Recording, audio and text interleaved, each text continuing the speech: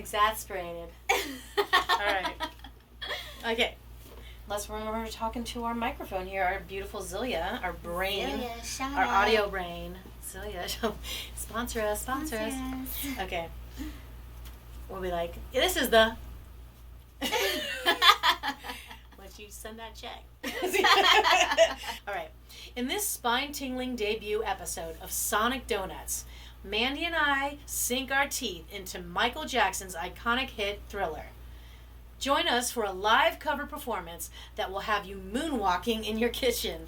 We'll explore the haunting backstory behind the song, unpack its everlasting impact on pop culture, and discuss the thrill of facing our deepest fears. Whether you're here for the music, the chills, or some killer conversation, this episode is bound to satisfy your sonic cravings. So grab your favorite donut, because this thriller-filled episode is sure to be a midnight snack you won't forget. Oh, I'm excited. Delicious. Who doesn't like donuts? Sonic Donuts. Hey, I'm Shayzee, cosmic alchemist, music producer and artist, and vocal vixen. Born in Xanadu and living in LA, ready to scratch that itch in your brain. And hi, I'm Mandy, singer, actress, born and raised in LA, here to sprinkle a little love everywhere I go. And welcome to Sonic Donuts, where each episode we serve up fresh takes on iconic songs. We perform live covers, dive into the stories behind the music, and explore life's big questions inspired by the song and lyrics. We'll blend our performances with insight and just the right sprinkle of fun. Get ready to explore the music and life in a whole new way. This is Sonic Donuts. Yeah! And in this episode, we're taking a bite out of Michael Jackson's Thriller. We have our Michael here. Yeah, that's right. Michael is in here in spirit.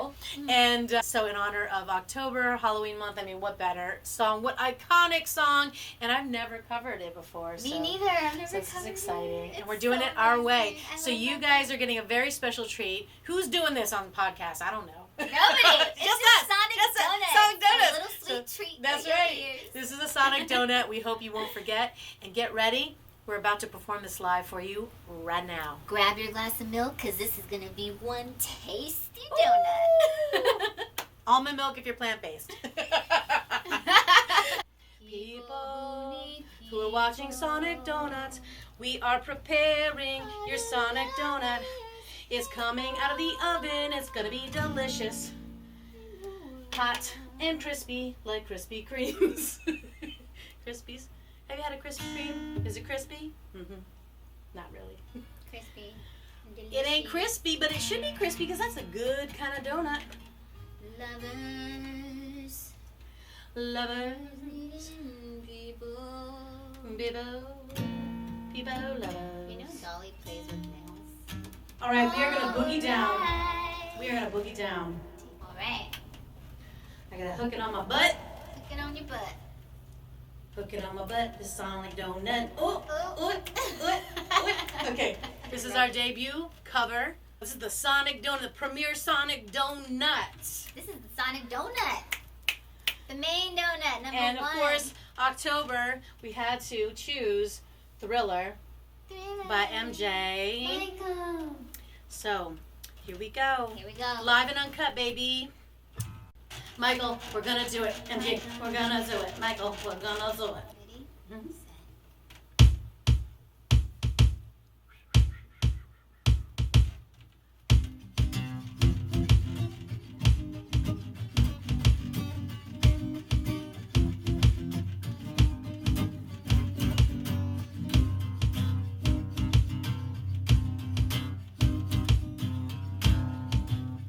It's close to midnight.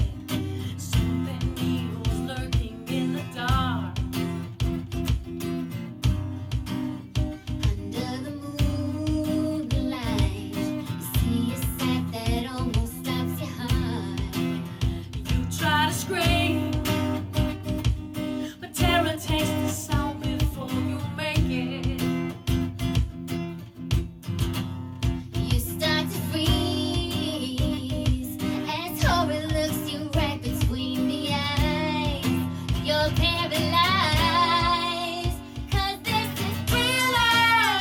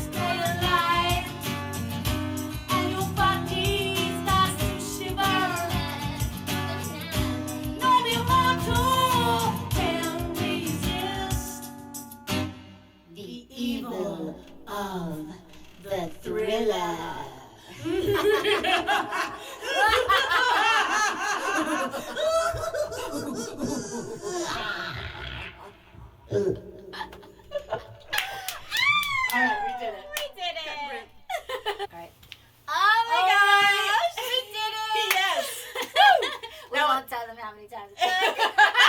It was one take. That's it. One take. But we hope you enjoyed that cover. This is great. I'm so excited. This is a whole new format for us. And you know what? It's raw and uncut.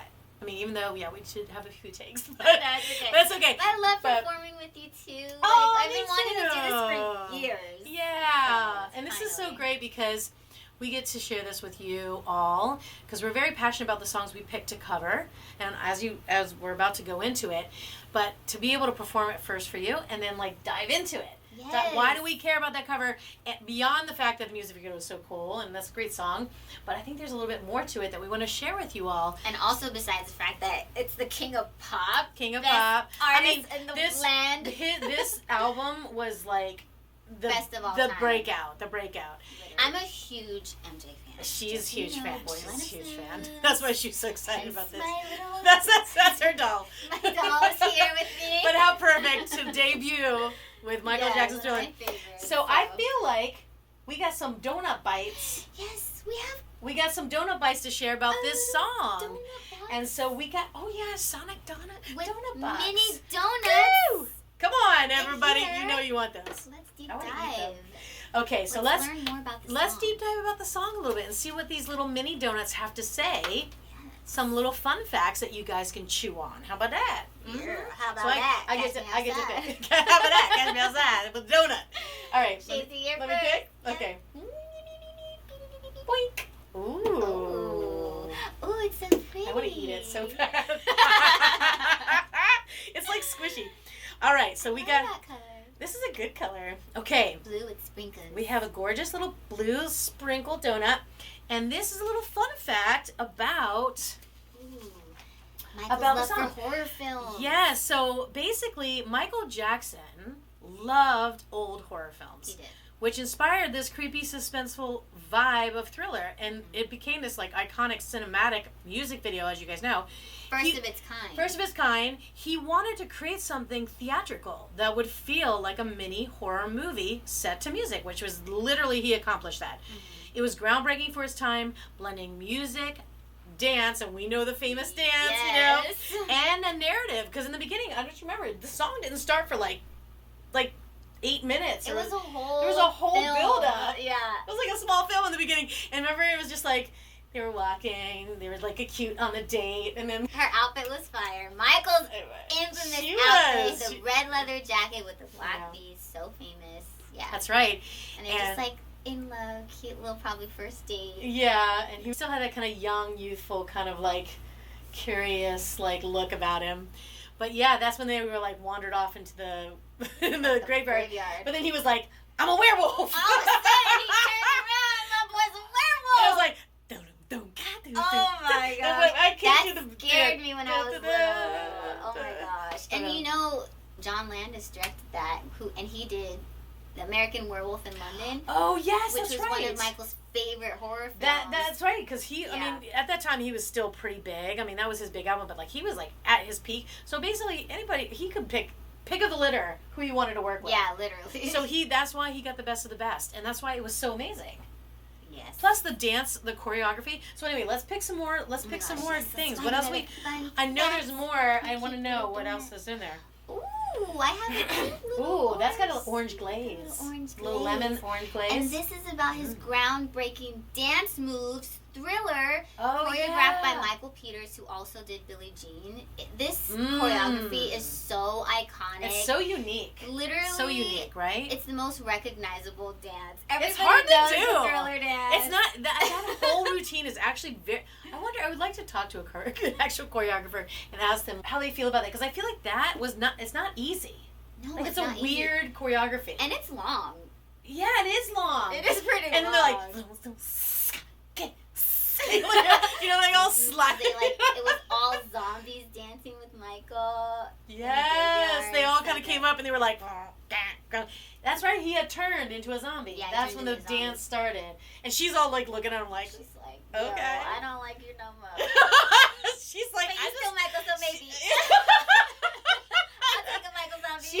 She was cute. I remember that thinking she was a cute love interest. It's crazy Michael. that decades later, this song and this dance choreography specifically, people still break out in dance flash mobs Yes. on Halloween and like still do it. There'll be like a flash mob of like thousands of people, and they'll just break out into Thriller. There's something. It connects us. That's such a good point. It really does connect us because it's global. Because how big he was, how famous he was, and like he really touched the hearts just across the globe.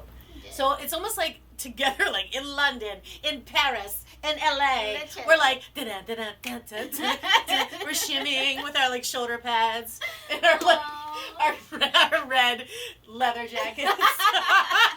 And our penny loafers. And our penny loafers, 80s style. Okay, let's pick another donut. Where's your donut? Oh, you're up there. What's it gonna We should be be? eating them. I wish I could be like, ow. It's like Cookie Monster, where he never really cute. swallowed. He was just like, and all the cookies just flew out. But it was like satisfying. I love watching him eat cookies. Those cookies look so good. I was like, give me cookies. All right. How about this one? Ooh, this is like a vanilla chocolate. Vanilla glaze. Vanilla glaze. Okay, so what's the vanilla glaze? We got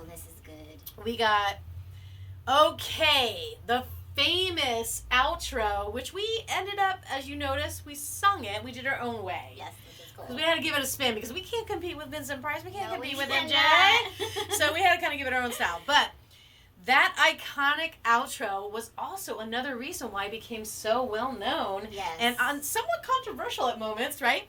So what I'm talking about is the voiceover by Vincent Price at the end. He's like this older white dude, like from like, let me read the whole thing. Literally, he's like the icon for horror films. Yes, like how basically the spooky, unforgettable voiceover at the end of Thriller was performed by Vincent Price, a legendary actor known for his roles in horror films like House of Wax, House on Haunted Hill. Spooky. And Price's distinctive voice added a chilling but playful layer to the song. It kind of almost legitimized it. It gave it that kind of like cinematic bookends. Yes, that's a good way to put it. Instead of just like a regular pop song, It was so creepy too, so scary. It was creepy. I know, it's like, what's his name? Morgan Freeman has a voice like that. Morgan Freeman has a voice of an angel. Well, I'm just saying, they're like an iconic voice. Like, yes. it almost triggers a certain feeling in you because Yeah. of the association when you first heard it. So Vincent Price, definitely he terror. immediately brings you into that. Like, that terror moment. So what a great choice. What a great choice by Michael to pull him in. Because that was the other thing. It's like, like his other song, Black and White. Like, he was always trying to, like, blend and bring us all together. Oh, Michael. Okay. So, all right. I think we got one more little donut fact that we want to share with you all. This is the yellow glaze and chocolate sweetness. That's like a lemon Nutella. Ooh. In my later years of life, I really loved lemon flavored. You can appreciate and cakes and pies. That's funny. I never used to like lemon. I feel the same. I think I do that too. Bomb. I've always loved chocolate, and I'll always love chocolate till the day I die. But lemon, I started liking more like fruity flavors. The Nothing Bundt Cake place? Is that what it's called? Isn't the famous place that everybody's like gaga over it? You need to try the lemon. Where is that? There's one here. Yeah. We gotta make a field trip. Nothing Bundt Cakes. Yeah. Can we do a field trip? We're doing a field trip. What we got? This donut is about how long Thriller was on the Billboard charts. Okay. It's literally groundbreaking. It was the best-selling album of all time. It's in the Guinness Book of World Records. Oh, what? Yes. Oh, and okay. it was on the Billboard 200 chart for guess how many weeks straight at number 1. On the Billboard 200? Yes. I don't know. Tell me. 37 weeks at number 1. 37 weeks, Shay. Almost a whole year. That's crazy. Well, That's why it's so hard to beat. Like, this album is iconic. It's insane. Timeless. Especially because I feel like that year there was like a lot of other good songs that were like charting. Yeah. So the fact that it was still like riding high on the Billboard. Number 1 for that long. Like, that's crazy. You think of the greatest selling album of all time, you immediately go to Thriller. And no, it's true. That year, it won 8 I had that Grammys. album. I had that vinyl. You did? I did too. Yeah.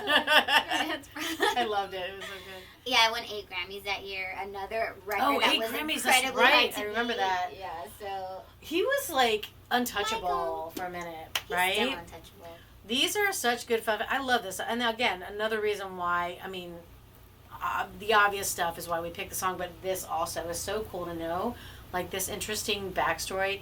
Even the lyrics, I think it was more about him telling this cinematic story. So that fun fact or that donut fact about the fact that he really was a fan of horror films and really wanted to create this theatrical experience. Yeah. I think spoke to that, right? That just goes to show you how much cinema and music is like a perfect recipe for connecting with people. Like, and really just like, it just really gets into your bones. Golly.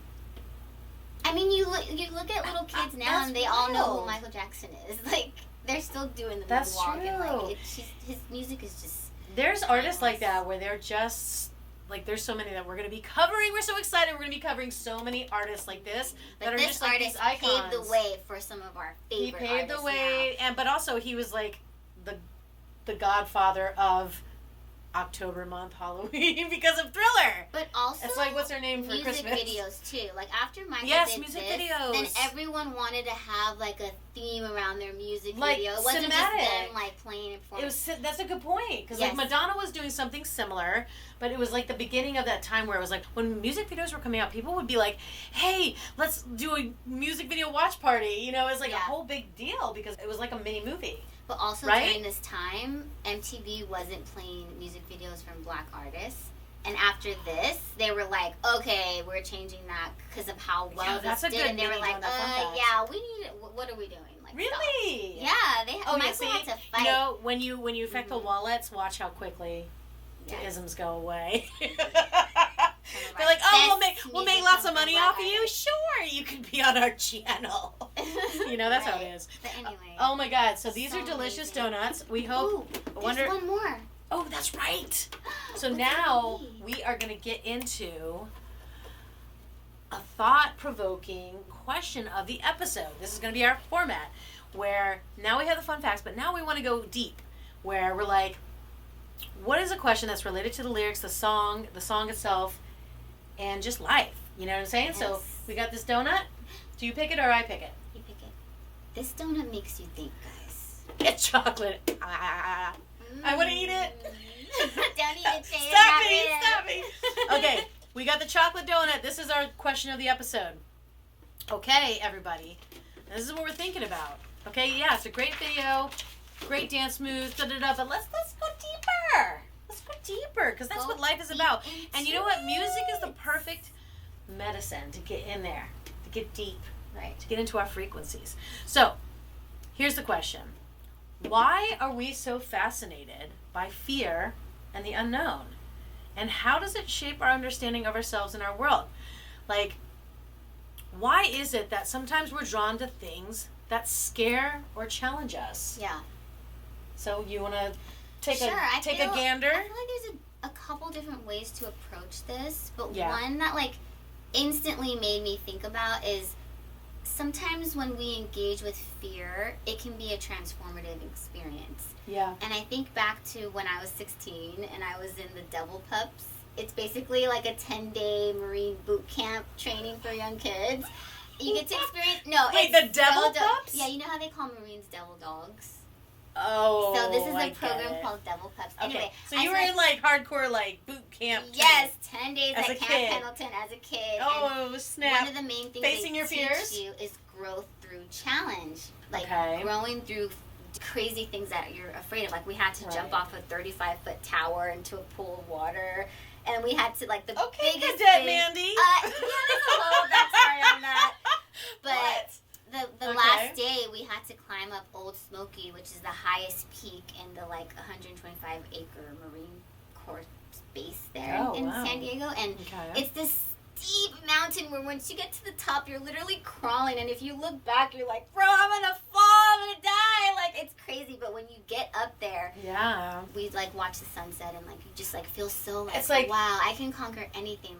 And you have a bonding moment with the people you do it with. Totally, right? You're there. You made it through that together. All the other cadets are helping each other get up there, and at first you're thinking, I don't want to do this. I'm afraid of this. Some people are so afraid of heights, and when you finally get up there, you think, dang, I can do anything. You work through it. A lot of us were crying, see. And then I always think when I'm faced with something challenging or something, that I'm afraid of, I just think, okay, just do it, because That's where the magic happens, when you step outside your comfort zone. Okay, so you know what? Actually, yeah, I agree with you about that. I feel like, you know, in my experience and in my life, I feel like when there's things that scare you, and obviously within reason, you know, we're talking about the stuff that's just like, I think it's there to give us an opportunity to show ourselves what we're made of.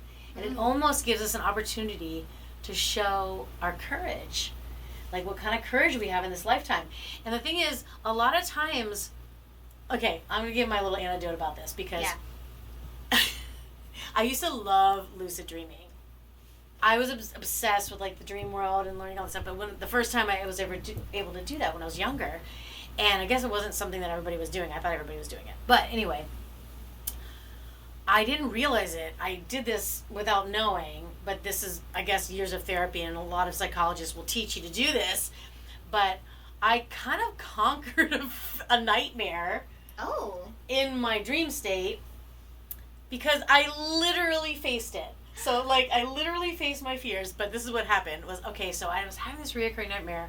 It only reoccurred maybe a few times, but that was unusual for me. I never really had reoccurring nightmares. But it would be like this thing where, you know, in your dreams sometimes when you're like running, it would feel like you're in quicksand. You couldn't really run. You'd be like, whenever you were trying to like go fast, whatever. Because I would also fly in my dreams. I would do all kinds of cool stuff. Cool. It was so fun. But my flying was like this. Like, you know, I wasn't like, woo, like Superman. But anyway, so this one was a scary one because I felt like something was chasing me. And then I was like in this countryside, and then it was like this like kind of like creek area or whatever, and it was like this swamp woman. She was like made of leaves and swamp, and she was like she had no face. She was just like body and swamp leaves, whatever. And I was like, and I was like pulling, I was like trying to like run from her, and I was pulling on trees to try to go forward, and I realized in my mind, I was like, she's gonna catch up to me, right? Like I can't beat her. So then I was like, you know what, no, I'm gonna turn around and tell her, let's be friends. And I literally was like, you know what, someone's chasing you, you're like, fuck it, I'm gonna turn around because I can't. You're gonna catch up to me. So I just turned around and I was like, hold on. That's what I did. I was like, hold on, because she was standing right there, and it was like in the river. And I was like, hold on, can't we just be friends? Oh my gosh! And I kid you not, the moment I did that, it was like a movie. The dream was like, it was almost like it went away. Ooh. Yeah, and then I was like, holy shit. Holy cow. At this point, did you know you were dreaming? I knew I was dreaming because I was able to lucid dream. Okay. So what I did is I used my ability to lucid dream, and I was in a nightmare. I was aware I was in a nightmare, but I was still scared. And then I turned and I decided I can do something different. So I go, I'm going to turn around and face her. Dang. And I swear, that was like a weird moment for me. So I know but I felt like it was something like in waking life, unconscious life, I feel like it's similar. Yeah. You know, it's similar courage. You take this, it's the same feeling, whether you're dreaming or not. It's the same feeling of fear, and you're going through. Fear is like a natural response to protect us from danger. Yes. And I feel like when you, like, when you kind of dispel the danger. Yeah, when you, like, go against your fear, it almost allows you to have this adrenaline rush and a sense of control because you know it's, like, contained. Like, you knew that you're dreaming, so you're able to, like, control what happens. That, but also, I feel like what I was trying to get at is a lot of times we build up something a lot of times it's stuff that we don't know. We've never experienced. We don't know. So we have a fear of the unknown, what we were talking about. And it's almost like we build up this crazy big thing in our head about how big and scary it is. But if we realize, like, just kind of like peek behind the curtain and just see, we'll realize it's actually really small. Yeah. And it's probably not as scary as we thought. So, for example, I turned around, I don't know if this is a great analogy, but I looked at her and she was like, I almost had humanity. It was almost like I could see humanity in her. Instead of her just being this leaf monster, that's why I said, can we be friends? Because what I was doing is I was like, I think everything, I mean, racism, sexism, all that stuff relates to that fear. Mm-hmm. Where it's like, we don't know you, you're different than me, I'm afraid of you. But what if you found that thread of empathy? that thread of connection, then suddenly it's like it's not so scary. They're not so scary. Yeah. At least that's what I think about, like, when people face their fears, or maybe it's just like, jumping out of an airplane or blah blah blah. That's kind of showing like you can do it. You're showing yourself what you're made of. And in those instincts, like, or even something as small as like watching a scary movie, but you're in control of it. Like, you could press pause, but it's just allowing you to face that in a controlled environment. Oh yeah, I can see how you're saying that. Like, you see fire and your first instinct is, shoot, I don't want to get burned. But why do all of us light a match and we put our hand through it? Like, that's we can control. Yes. But we still want to like face it and like kind of play with that fear. Yeah, and it's almost like it's almost like the same, like they say, excitement, anxiety is a coin with two sides, right? Mm-hmm. I feel like fear and curiosity, like they kind of play in the same universe, and so it's almost like your perspective either flavors it in a way that's like scary and like you were saying, if you put yourself in the pilot seat and you're kind of just like, well, yeah, it's scary, but I can decide to go somewhere else, or I can blah blah blah. Yeah. And I feel like it really is this thing where if you channel it differently or you just look at it differently, it turns it into a superpower. Totally. Right? Or it gets you the answers that you need to move forward. Like, to unlock things for yourself. Yeah. It's like we're questing. We're questing. Of course we have to have things. We have to slay the dragon. We have to, like, go over the rickety bridge that has, like, sharks with laser beams on their head coming after us. I mean, we have to ask the question when we're dating, what are we? Right? No, but that's serious. And that could be scary to ask. Right. Because you don't want to risk, like, it shuffling feathers or whatever, ruffling feathers.